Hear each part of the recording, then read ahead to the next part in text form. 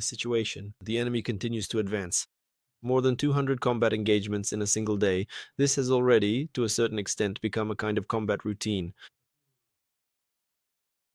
which practically everyone has gotten used to among those who closely follow the events of the Russian-Ukrainian war.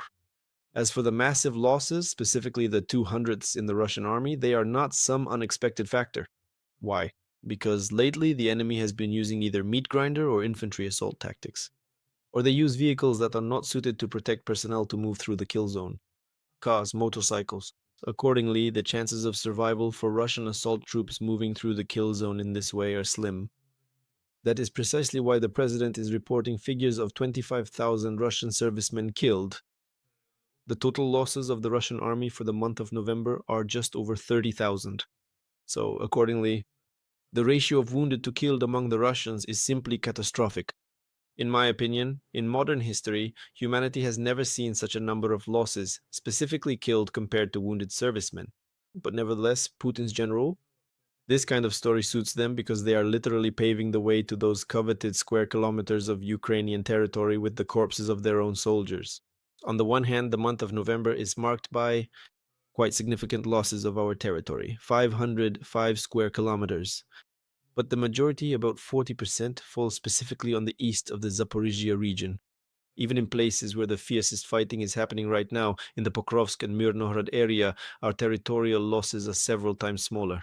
And this means that there are certain difficulties and problems in the organization of the defense by the Ukrainian defense forces, specifically in the east of the Zaporizhia region.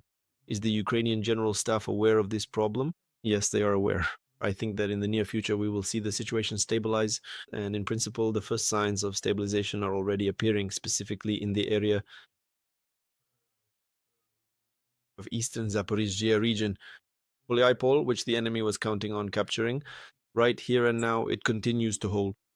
Some Russian units that previously tried to infiltrate this settlement were destroyed, and in principle in the near looking ahead, I think we will see the very stabilization of the front in this sector. But as for the fighting taking place in the Pokrovsk and Mirnohrad area, there are of course very troubling trends there. The enemy continues to infiltrate even into the Severnaya district of this settlement.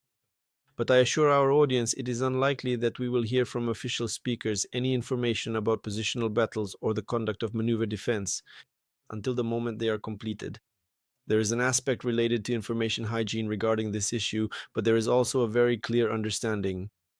The decision is made by the commander on the ground as to how rational it is to continue defensive actions on a particular section of the front.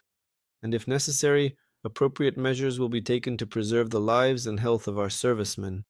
In principle, the Supreme Commander-in-Chief, President of Ukraine, Volodymyr Zelensky, has clearly defined the further outcome and processes.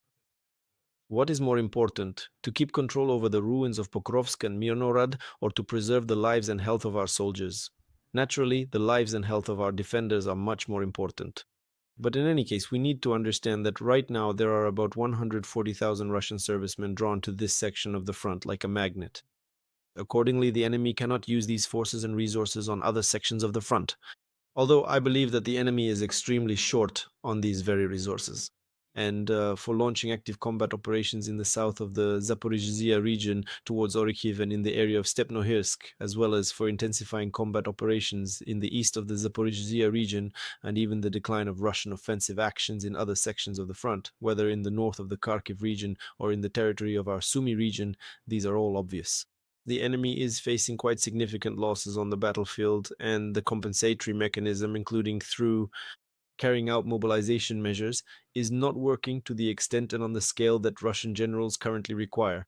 Again, I repeat, Russian generals are literally ready to pave the way to those coveted square kilometers of Ukrainian territory with the bodies of their own soldiers. Vladislav, if we take a step back and look at the situation from above, what does military science say? A hypothetical city is being stormed by an army, it prepares a certain operation, allocates resources for it, and there are stages involved.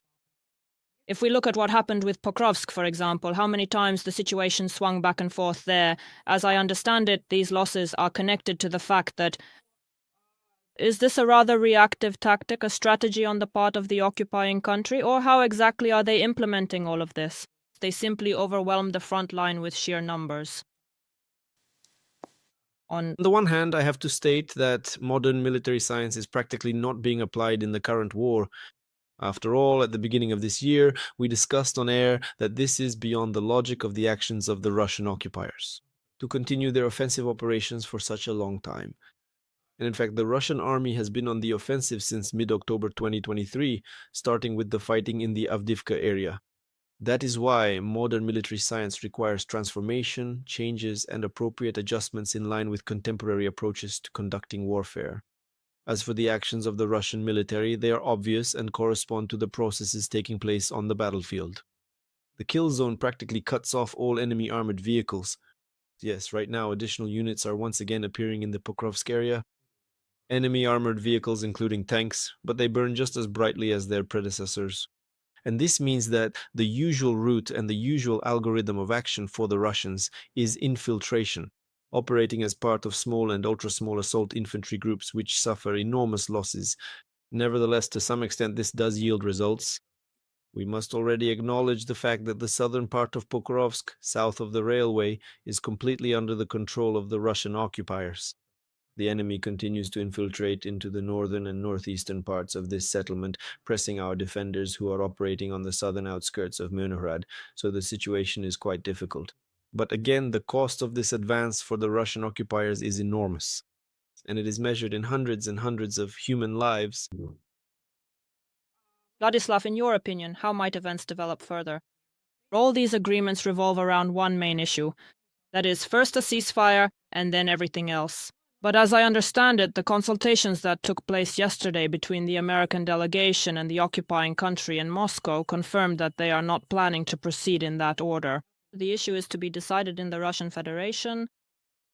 In principle, we have talked about this with you in previous broadcasts. The enemy is most likely using the backdrop of the diplomatic track for negotiations as an attempt to delay sanctions as much as possible, which representatives of the administration often talk about. Under Trump, and the war will continue, the enemy still has enough resources to pursue this track, at least within the framework of the winter campaign of 2025 to 2026. Therefore, it is clear that the situation on the battlefield will be determined solely by the resource capabilities both of the Russian occupiers and, accordingly, of the Ukrainian Defense Forces. Recently, I haven't seen any reports in open sources stating, for example, that our artillerymen are lacking artillery ammunition. And that means that the supply of everything necessary on the battlefield, deliveries are happening systematically, on time, and even despite certain logistical challenges. And we have to acknowledge the fact that the enemy is trying systematically and deliberately to disrupt our logistics, primarily our railway logistics. Nevertheless, supplies are coming through, everything necessary.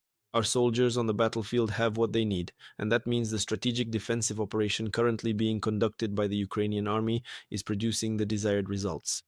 We are gradually depleting the enemy's offensive potential, and in doing so, we are creating the conditions for a certain parity on the battlefield.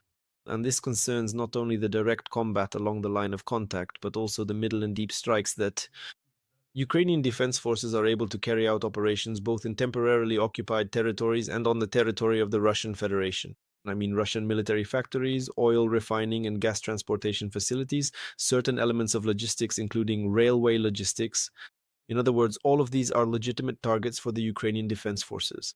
Our UAVs are operating against them and achieving remarkable results. It may be slow, but the strategy of 1,000 small cuts is working. There will be more to come.